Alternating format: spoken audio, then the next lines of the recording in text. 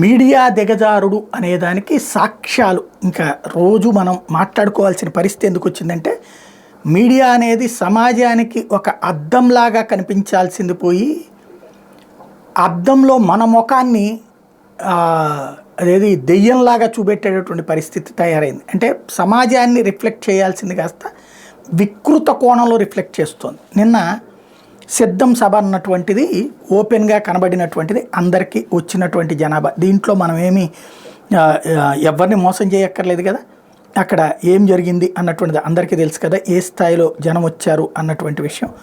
కాకపోతే ఇక్కడ వీళ్ళు చూపెట్టేటటువంటి విజువల్స్కి వాస్తవానికి ఉన్నటువంటి తేడాకి సజీవమైనటువంటి సాక్ష్యం ఇప్పుడు మనం ఒక్కసారి చూస్తే అర్థమవుతుంది ఎంత స్థాయిలో వీళ్ళు దిగజారిపోతున్నారు అన్నటువంటిది.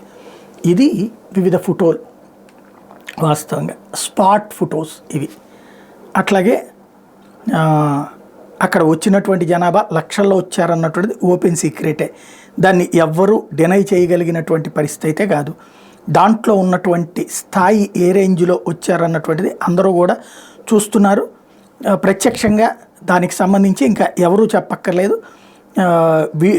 వీడియోలతో సహా నిన్న లైవ్లో ప్రత్యక్షంగా అందరూ చూశారు. ఆ వచ్చినటువంటి జనాలు ఎవరూ రాలేదు అని చూపించేటటువంటి ప్రయత్నం ప్రస్తుతం నడుస్తున్నటువంటిది.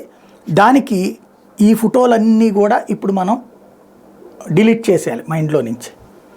ఏంటయ్యా అంటే, ఇప్పుడు ఈనాడుని చూసంటే ఇంకా దీన్ని పత్రికని అనాలా లేదా అన్నది ఆలోచించండి. ఇదిగో ఖాళీగా ఉన్నారట జనం, ఇది వీళ్ళు రాసింది. ఇకపోతే ఆంధ్రజ్యోతి మరింత దిగజారిపోయి నిన్న వీళ్ళు రాసినటువంటి ఫోటో ఏదైతే ఏది తెలుగుదేశం వాళ్ళు ప్రొజెక్ట్ చేసిన ఫోటోను ఒకటి చూసి గ్రాఫిక్లతో పెడుతున్నారు, అసలు జనమే లేరు అన్నటువంటి. వీళ్ళని ఇంకా ఏమనాలి? వీళ్ళని మనుషులు అనొచ్చా? పశువులంటే పశువుకి అన్యాయం జరుగుతుంది. ఎందుకంటే పశువులు అనేటువంటి సమాజానికి మంచి చేస్తుంటాయి, ఇలాంటి చెడు చేయలేదు ఏ పశువు కూడా.